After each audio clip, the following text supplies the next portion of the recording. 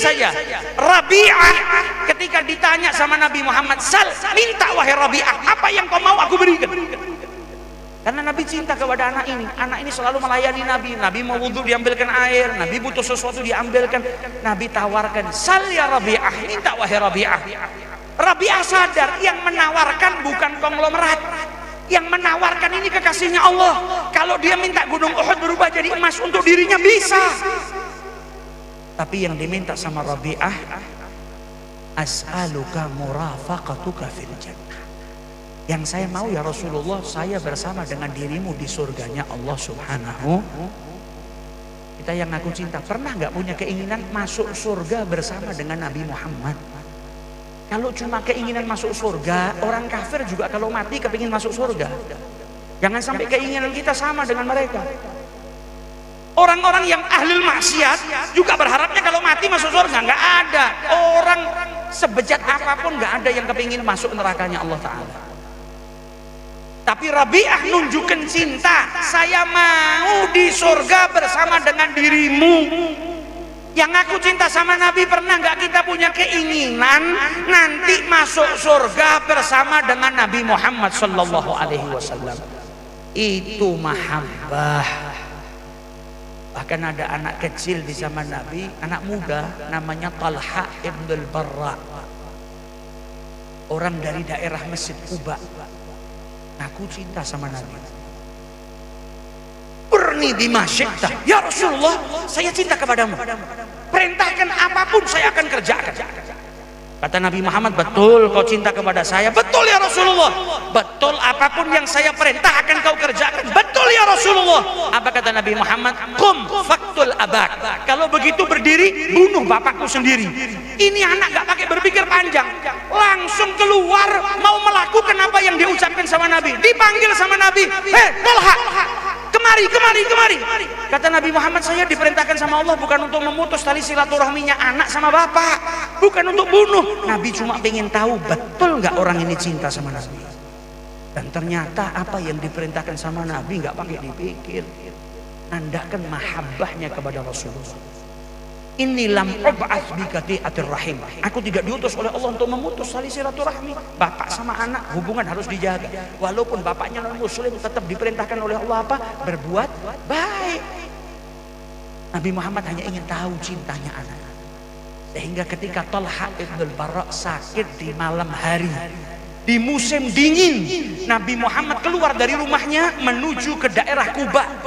Beliau jalan kaki, mau apa? Menjenguk anak muda. Siapa Talha? Bukan anak pejabat, bukan anak raja, bukan anak orang istimewa. Kenapa Nabi kunjungi sampai keluar di malam hari, musim dingin? Nabi mengunjungi seorang pemuda yang di hatinya ada cinta kepada Nabi Muhammad SAW. Ini istimewanya cinta. Kita sholawatan sama Nabi jangan dianggap gak sampai kepada Nabi. Kita ngucap salam sama Nabi jangan dianggap gak ada manfaatnya. Nabi dalam hadisnya yang diriwayatkan oleh Sayyidina Jabir, apa kata Rasulullah? "Inni la a'rifu hajaran bi Makkah kana yusallimu alayya qabla an ub'ats. Inni la a'rifuhu al-an."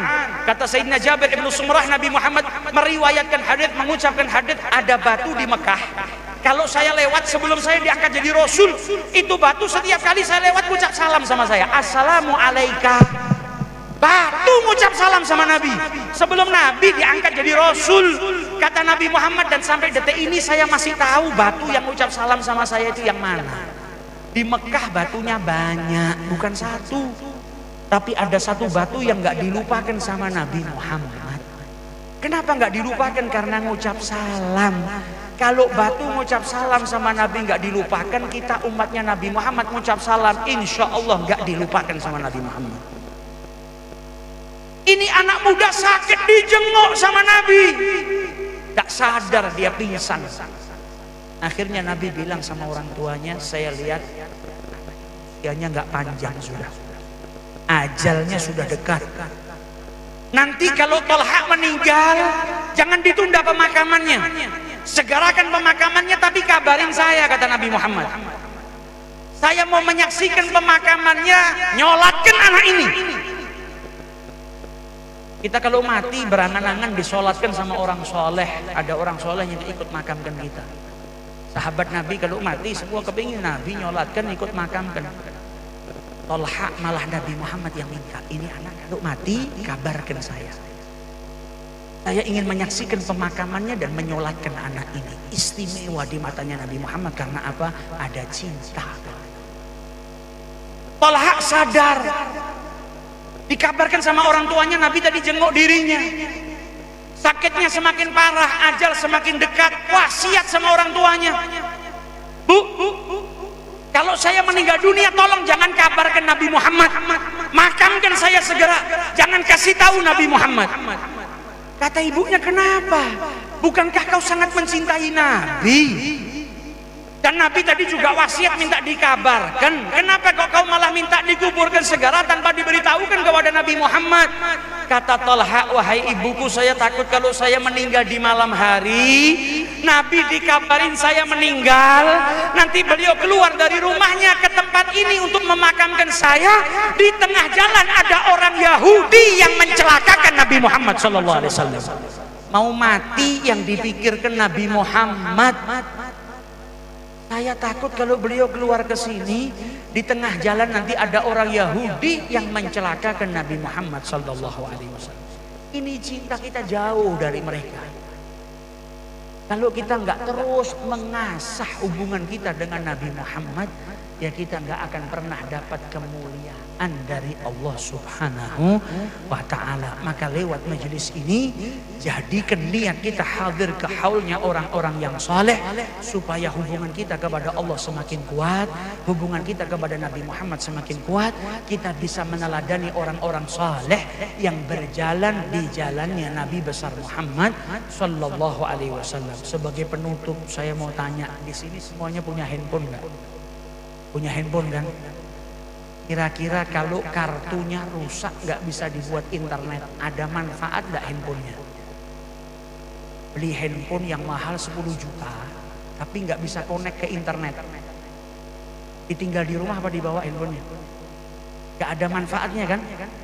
Manusia itu seperti handphone, hatinya seperti SIM card yang bisa punya koneksi kepada jaringan internet. Kalau sudah hati kita nggak punya koneksi sama Allah Subhanahu wa ta'ala, ibarat handphone rusak yang nggak ada manfaat. Itu yang disebut sama Habib Jamal tadi, hidup tapi seperti mati. Karena cuma seperti pesawat handphone tapi nggak bermanfaat. Dibuat nelpon nggak bisa, dibuat kirim WhatsApp nggak bisa, dibuat buka sosial media nggak bisa, dibuat apa-apa nggak bisa. Tapi kalau ada koneksinya, apalagi koneksinya kuat kepada Allah, nah itu kita butuh lewat majelis-majelis seperti ini. Kita nih yang orang-orang biasa, itu seperti sinyal kita seperti zaman dulu EDZ. Lalu buka Google setengah jam, muter-muter, itu sinyal kita, itu kita orang ini yang hadir di sini. Para wali-walinya Allah 4G, 5G. Kalau mau koneksi sama Allah seperti buka Google, bos, nggak pakai dihitung 1 detik nggak sampai sudah kebuka. Nah, bagaimana dengan orang yang sinyalnya di bawah EDZ?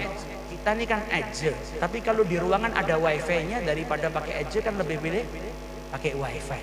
Kalau duduk di tempatnya orang soleh, para wali Allah, mereka ini orang-orang yang koneksinya kuat kepada Allah seperti wifi. Maka kita sambungkan diri kita melalui sambungan wifi tadi, supaya terkoneksi kuat dengan Allah Subhanahu wa ta'ala. Maka kita duduk di majelis haul yang kita pikirin Allah, Rasul, para wali-wali Allah, nasihat, pikiran. Tidak ada yang mikir nomor togel, tidak ada yang mikir, tidak ada. Karena apa? Koneksinya wifi-nya kuat. Kalau koneksinya di kedai-kedai kopi, di tempat lain, pikirannya maksiat.